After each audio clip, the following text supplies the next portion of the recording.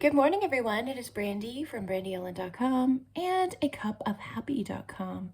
If you're new to the channel, welcome. I talk a lot about goals, habit setting, habit changes. I have Habits Equal Life book on Amazon. I have a book coming out this year as well called Through Her Eyes, which is my journey of experiences, healing, and light. So that said, I write a lot and have life coaching programs offered on acupofhappy.com. If you click on the shop button, you can see a variety of tools and coaching sessions available for those who want a little help and guidance in the energy world, energy healing world, or the life coaching world. I think the two go hand in hand. So today I wanted to share a little something that came to me with one of my friends who was going through something on the internet, and she's not alone. There are so many people having a hard time right now, struggling with this shift. There is surely a shift in humanity occurring. And while, yes, we could look at politics and religious things and happenings over the world and physically see these turmoils and these challenges and this chaos going on, right? So with that said, it goes deeper than that, right? This is just your surface level releasing of energies. And so we can visually see them because we're blessed to see them with our eyes. For those of us that are more connected with our intuitive side and we lean into that more, especially me, now that I moved to the White Mountains, I have just been having an amazing spiritual awakening. Like I tell people, it's happening so fast that I have to remember to take time to rest. And sometimes I will sleep for almost a full week. I'll just get up, work, let the dogs out, do the bare minimum, and go back to sleep. Not because I'm feeling depressed, but because there's so much going on with my body, with my soulful experience right now. With that said, I know that a lot of people have their feedback to me regarding my naivety or my rose-colored glasses, but I realized that this is who I am, right? The part that was missing in my past was learning how to set healthy boundaries and learning not to soak in other people's emotions, right? I had to learn that someone else's feelings are theirs and that I can listen to it and I can lend advice without making that feeling or that experience my own. That's sort of like part of shedding the ego, where you learn to not make everything about you.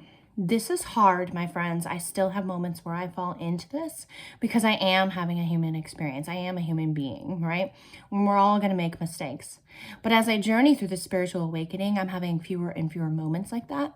And I'm actually having these amazing messages just typed out of my mouth, like my hands. I don't even know where they're coming from. And so they're not even like preconceived, pre-thought ideas. I just like leave this comment and all of a sudden I'm like, who wrote that? It's beautiful and it always ends up being just what the person needed to hear.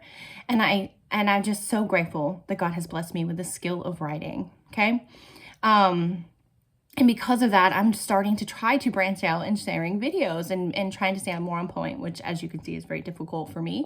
But we're all a work in progress and I'm challenging myself to be better on video.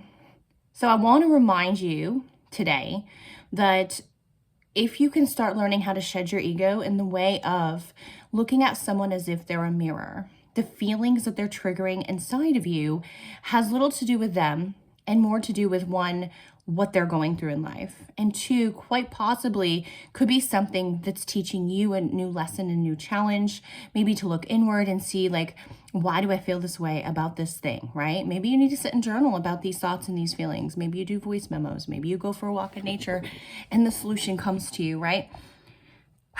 It's going to be different for each of us. That's one thing I have learned through my growth is that I need a tripod. The process of healing is not the same for everyone. So I can use my tarot cards, reading, journaling, a little bit of meditation and walking in nature and meditation in the shower. That works for me, right? But that's going to annoy someone else. That's not going to work for them. So I want you to start practicing looking at a situation that has you quote unquote triggered and learning what you can do to move through that feeling.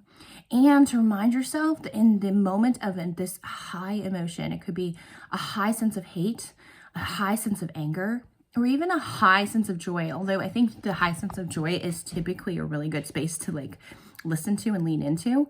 But the darker side, you do not want to lean into that because you're just going to get more of the darker side and you're constantly going to create chaos in your life and your welcome chaos.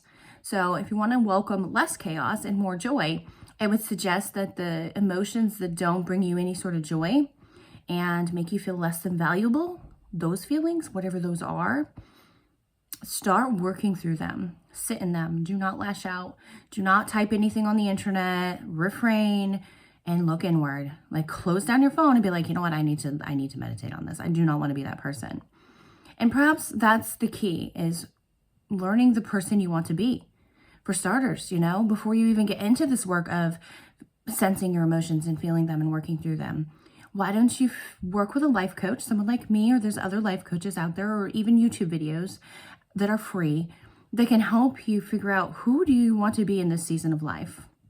And then saying no to anything that doesn't align with it. That's a good start. And from there, you'll start feeling encouraged. The spiritual energy, the universal energy will come to you more. And you'll be able to lean into your intuitive nature. And you'll find, much like me, those emotions that do not align with the person you want to be as your best self. Those emotions that do not align with that are few and far between. And eventually, you don't even have any of them. And you're living in this state of elated love and light that is coming from a space that has nothing to do with your external world. And that is why I'm sharing all of these things, because that feeling right there, the feeling of so much love that I typically received from the outward world, I can now gain access to that, albeit short spurts, because I'm still in the spiritual journey. I'm still learning and growing. But the little spurts I get of that make me realize that true love is more about inner love and that spiritual energy awakening our soul than anything else. And I want that for you. I want that for as many people as possible. So I hope this message brought something there. Let's sit on it, discern the information, figure out what in here was a message for you, because I know it's for one of you at least. And work with it. Work with it. You got this. You got this, my friend. All right? Much love. Have a beautiful day.